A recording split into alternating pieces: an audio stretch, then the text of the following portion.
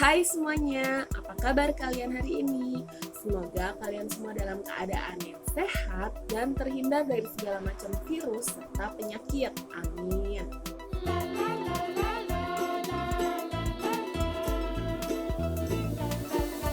Jangan lupa di subscribe dan pencet tombol loncengnya sekarang. Di video kali ini, aku mau mereview drama Korea yang baru saja tamat, yaitu Flower of Evil.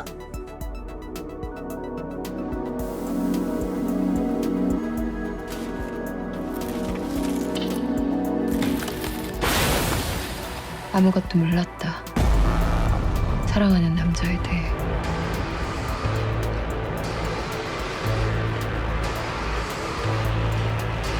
Drama ini disutradarai oleh Kim Chol-kyu dan penulis naskahnya adalah Hyo Jung-hae.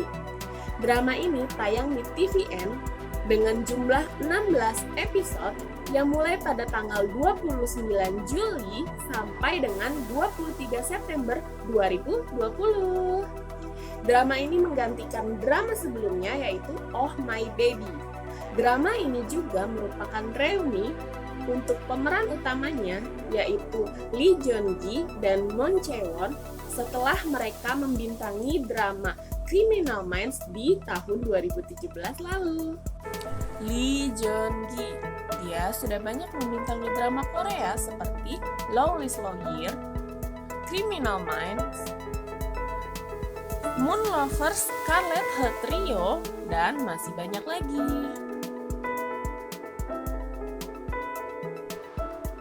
Di dalam drama Flower of Evil ini, Lee Jeon-gi berperan sebagai Baek Hee-sung dan Do Hyun-soo. Moon Chae-won, dia sudah banyak membintangi drama Korea seperti Criminal Minds, Goodbye Mr. Black, Good Doctor, dan masih banyak lagi.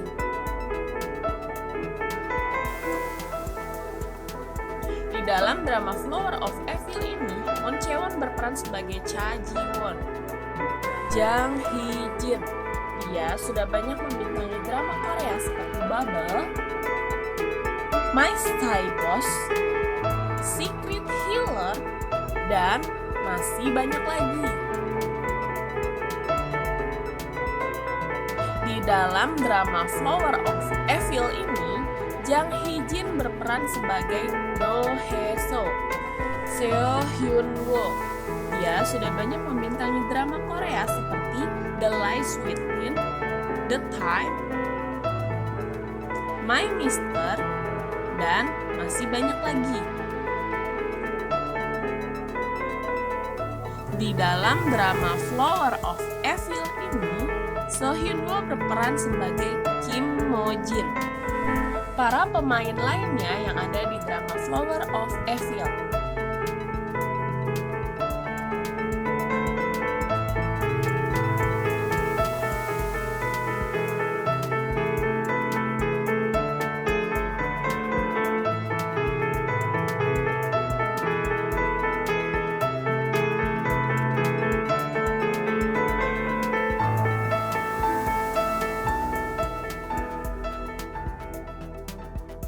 drama ini menceritakan tentang sepasang suami istri yaitu Lee Jeon-gi yang berperan sebagai Baek Hee-sung dengan Moon Chae-won yang berperan sebagai Cha Ji-won. Mereka sudah menikah selama kurang lebih 7 tahun dan hidup sangat bahagia. Nah, jika dilihat dari luar, orang-orang itu pasti akan melihatnya sebagai pasangan yang sangat sempurna.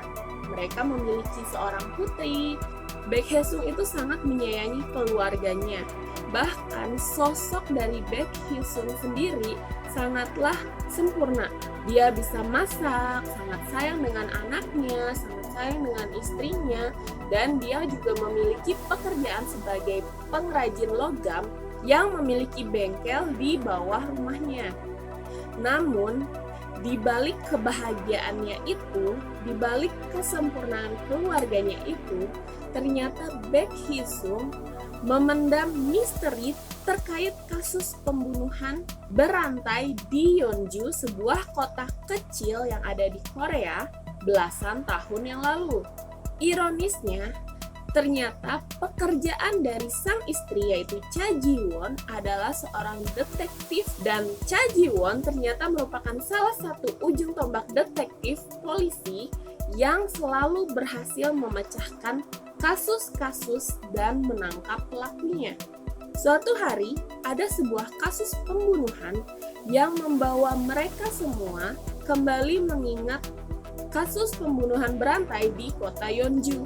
Sementara sang pembunuh, dia itu sudah meninggal atau bunuh diri pada belasan tahun yang lalu. Nah, sang pembunuh tersebut memiliki 2 orang anak yang salah satunya diduga merupakan komplotan dari sang ayah, serta sampai saat ini masih buron.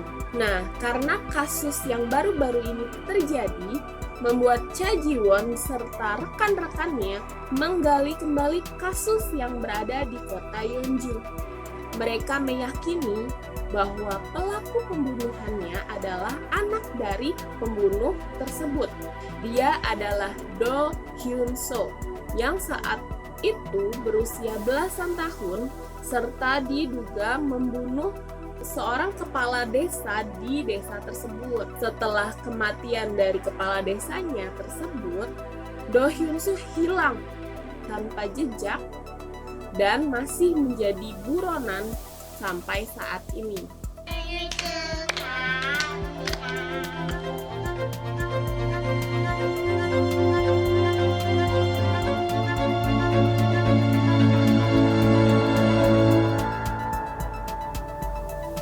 나는 거짓말을 했어.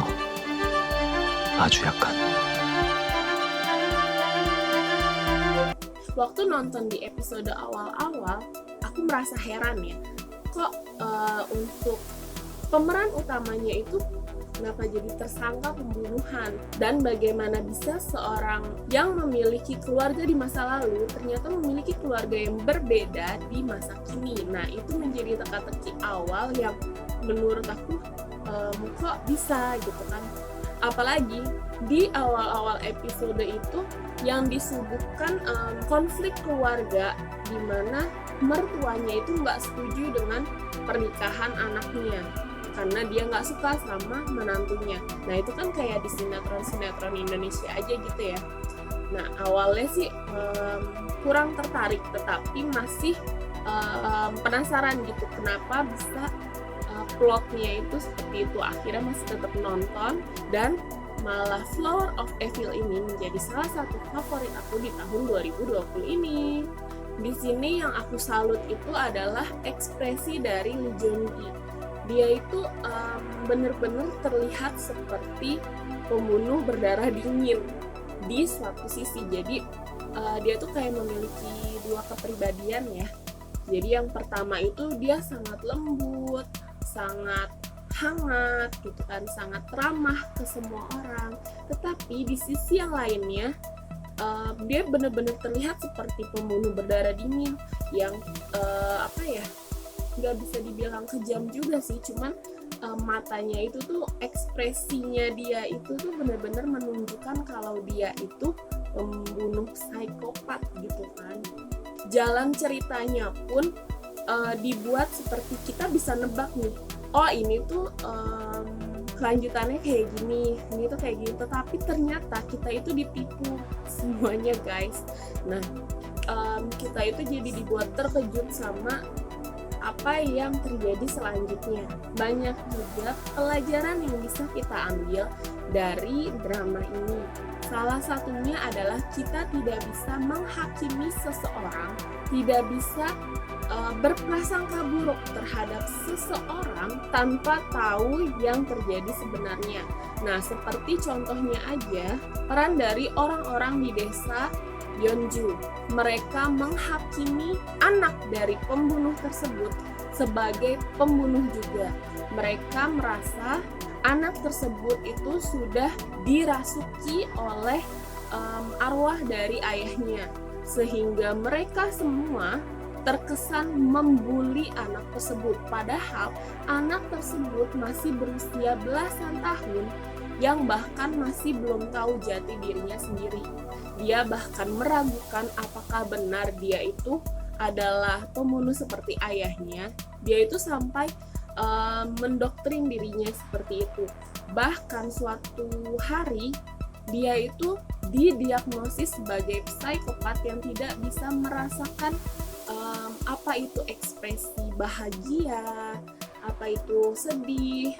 Jadi itu tuh dia di situ benar-benar seperti pembunuh berdarah dingin didiagnosis oleh psikiaternya. Nah, Flower of Evil ini juga mengajak kita sebagai penonton untuk berpikir apa yang akan kita lakukan apabila ternyata orang yang kita kasihi merupakan sasaran prasangka buruk dari orang lain selama bertahun-tahun. Seberapa besar sih keyakinan kita terhadap pasangan atau orang-orang yang kita sayangi tersebut?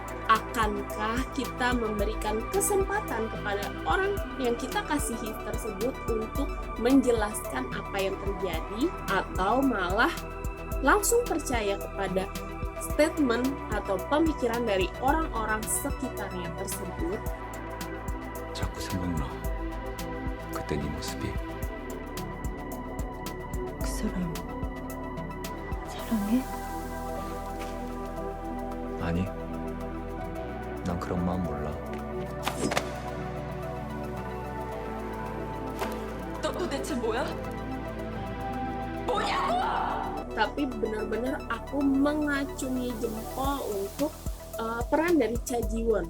Kalau menurut aku, Cha Ji-won itu yang merupakan orang yang langka dari dan jarang ada di dunia ini gitu ya.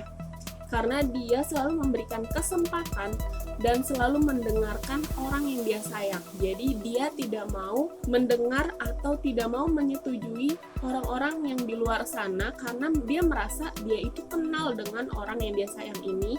Dia tahu persis orang yang dia sayang ini, dia tidak akan percaya begitu saja kalau orang yang dia sayang ini itu seperti statement orang-orang di luar sana. Selain itu ditambah dengan persahabatan dari Do Hyun Soo dan Kim Mo Jin. Nah, awalnya aku pun mengira kalau Kim Mo Jin ini jahat gitu, karena di beberapa episode pas kilas baliknya, nah itu tuh terlihat kayak Kim Mo Jin ini membuli Do Hyun Soo. Bahkan di episode keberapa gitu juga aku lupa, Do Hyun Soo seperti membalaskan dendam tentang pembulian tersebut. Nah, ternyata di balik itu semua mereka itu berdua adalah seorang sahabat dulunya kayak gitu. Bahkan Do Hyun Soo atau Kim Mo Jin sama-sama saling percaya. Jadi mereka itu malah setelah pembalasan dendam pembulian tersebut itu mereka malah bekerja sama, mereka malah saling percaya kayak gitu. Menurut aku tuh salut aja gitu ya, ternyata ya memang ada gitu persahabatan yang awalnya mungkin ada beberapa kesalahpahaman, tapi akhirnya mereka bisa menuntaskan kesalahpahaman tersebut. Bahkan sekarang mereka itu menjadi sahabat yang saling percaya jadinya. Dan satu hal lagi yang aku nggak sangka-sangka, yaitu peran dari Do Hye Soo, yaitu kakak dari Do Hyun Soo. Mengapa Do Hyun Soo hanya diam saja ketika dia menjadi buronan? Itu tuh ternyata memang ada alasannya, dan alasannya itu yang menurut aku bisa diterima juga gitu. Ya, terlepas dari semuanya itu salah, menutupi hal yang buruk, menutupi hal yang seharusnya nggak ditutupi itu memang buruk gitu ya. Tetapi ya semua ada alasannya. Aku pun gemes banget dengan keluarga dari Baek Hee Sung. Bisa dibilang mereka itu kayak hanya mau nama baik mereka itu nggak pernah tercoreng, atau ya lebih mementingkan karir kayak gitu sih. Lebih sebenarnya sih kayak yang agak dipaksakan juga gitu ya untuk yang Do Hyun Soo berubah menjadi Baek Hye Sung gitu kan. Kenapa bisa benar-benar pas banget, kenapa bisa pas banget gitu untuk yang ditabrak itu malah Do Hyun Soo, akhirnya dia berubah jadi identitasnya jadi Baek Hye Sung. Nah kayak gitu tuh kayak dipaksakan gitu kan, cuman masuk akal aja gitu kan kalau misalkan mereka membantu anak dari pembunuh yang bahkan menjadi buron karena pembunuhan tersebut itu menjadi anak mereka gitu kan. Kenapa itu bisa terjadi? Kayak harusnya sih memang kita juga sebagai penonton curiga ya, kenapa kok dia mau gitu kan untuk menggantikan anak dengan anak yang menjadi buronan polisi kayak gitu. Nah, kalian pasti penasaran banget kan? Untuk yang belum nonton, ayo segera ditonton drama Korea berjudul Flower of Evil. Sekian dulu video dari aku. Semoga video ini bermanfaat dan bisa menjadi referensi untuk kalian semua yang sedang mencari drama Korea yang seru dan menegangkan. Jangan lupa di like, comment, share, dan subscribe. Bye-bye!